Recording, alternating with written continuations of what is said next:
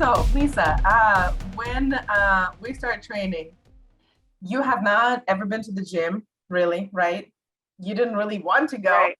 I think you started training at the house. Can you That's right. elaborate on the goals a little bit and what you wanted to accomplish and how we started to build up and how did that feel? Sure. Yeah. I wanted to go to the gym, but I was scared to go to the gym. So I had been working out at home on my own for about a year, kind of in the beginning of the pandemic. And I knew I was eventually going to get bored with that.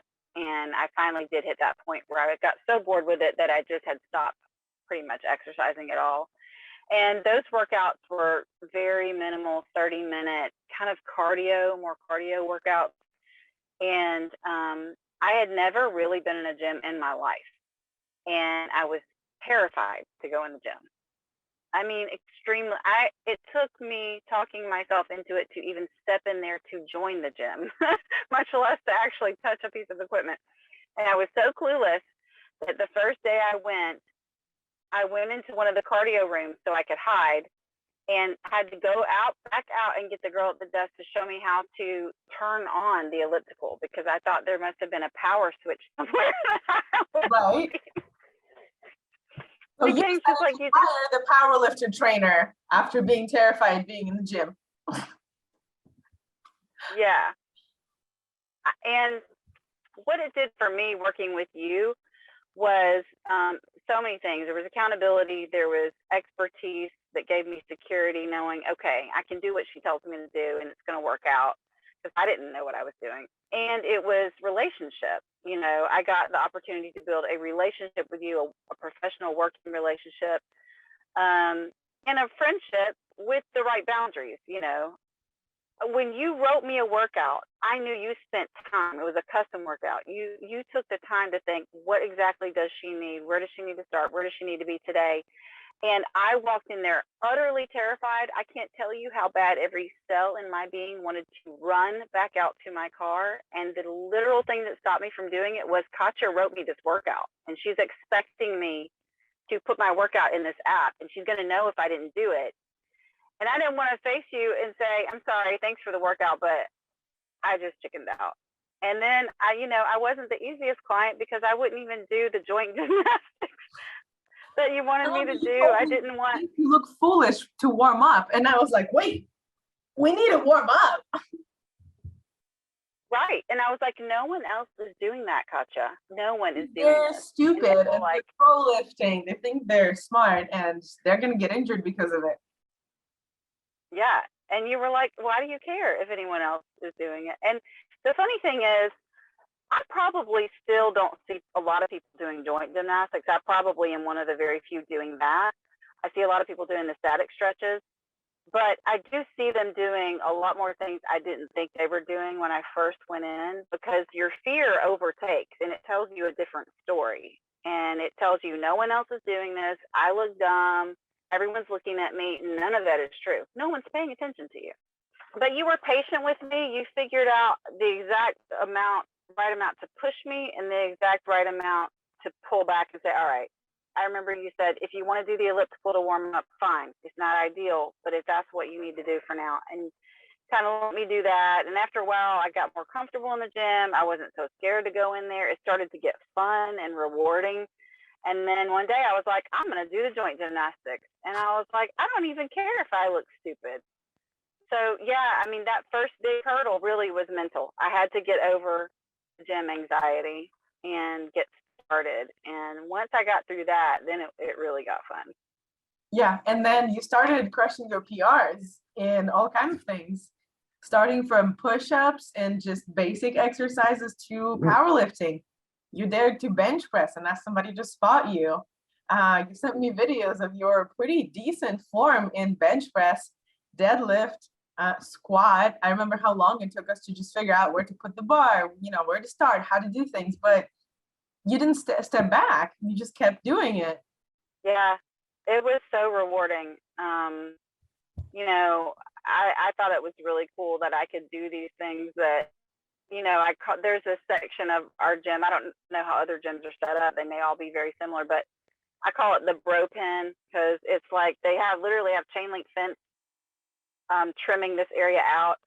and it's like where all the barbells are. And in my mind, it was only dudes back there, which is, again, not true. There's plenty of women that go back there. But in my mind, I was like, I can't go back there with all those guys. I'm going to embarrass myself. And took me some time to get the courage to go in the rope in. And finally, one day I did it. And I was like, this isn't even like that. It's not like that at all. Nobody in here is going, what's the girl doing in here? Or, you know, it just, it was so fun to pick up a barbell. And even though I had to start with just the barbell, Hey, some people cannot even start with it was just cool. So that's quite a bit already.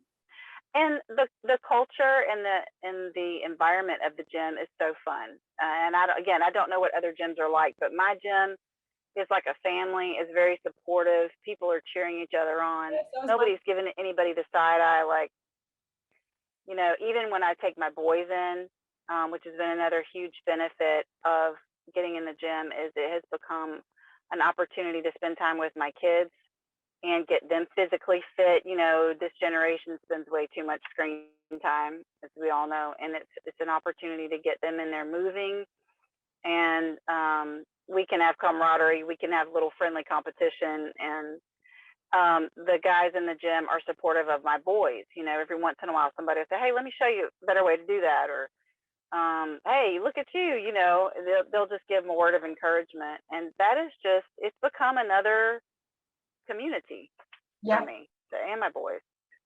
So you also, after we trained for a little bit, I had to hand you down to one of my assistant coaches, Angela. So you also trained with her. So you've been with multiple coaches at Total Body Lab. What do you think about working with Angela? Was it different? Because she's also a powerlifter like me, but she likes working with people from beginner to advanced like you. Yeah, Angela was awesome. There's maybe, you know, a little bit of maybe, I don't know if I call it anxiety, like discomfort or curiosity. How is this going to be different? What's it going to be like?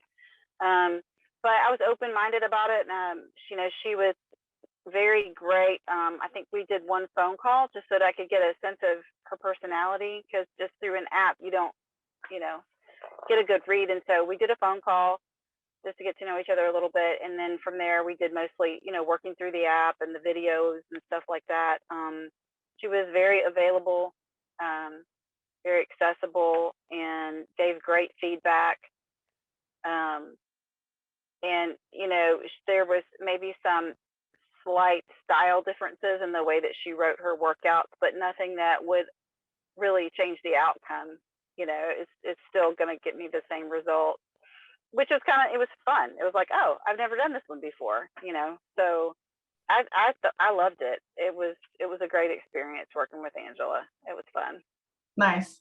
I actually do prefer, so since you have coached with us, we have a couple more trainers. I think we're total 6 people.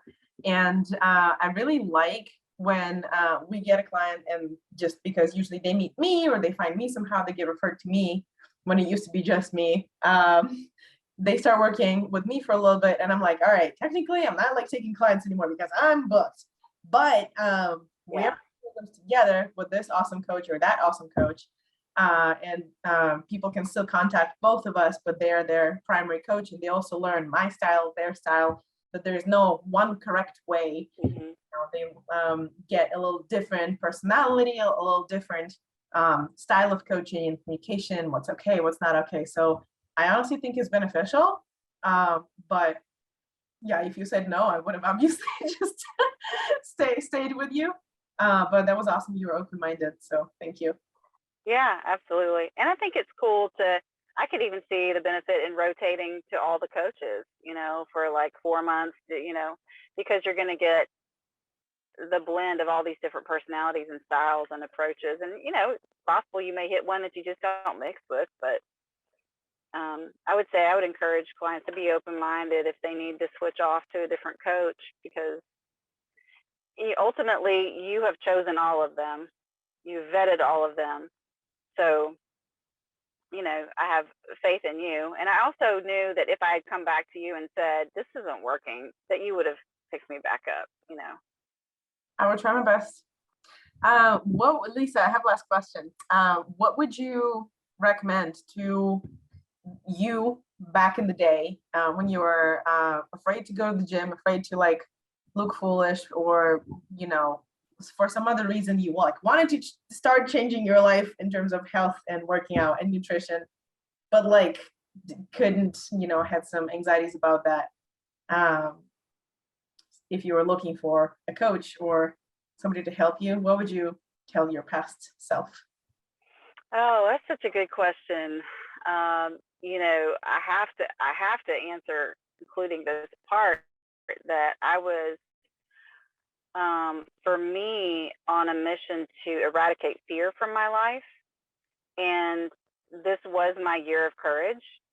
Faith is a really big part of my life. And the word that God gave me for this year was courage. And he literally said to me, anything that scares you, I want you to run towards it. And so when I sat in the parking lot at the gym, waiting to go in and join, just to join, wasn't even going to work out that day, I almost left.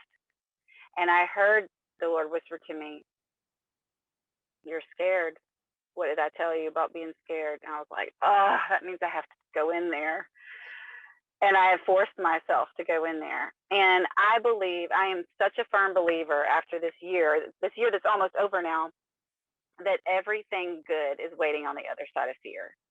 So if you're scared, you're going to procrastinate. Anxiety is absolutely an avoidance behavior. So if you are avoiding getting fit and you're avoiding good nutrition and you're avoiding these healthy things, there's something that's holding you back that's tied to fear. And so I would say run towards it,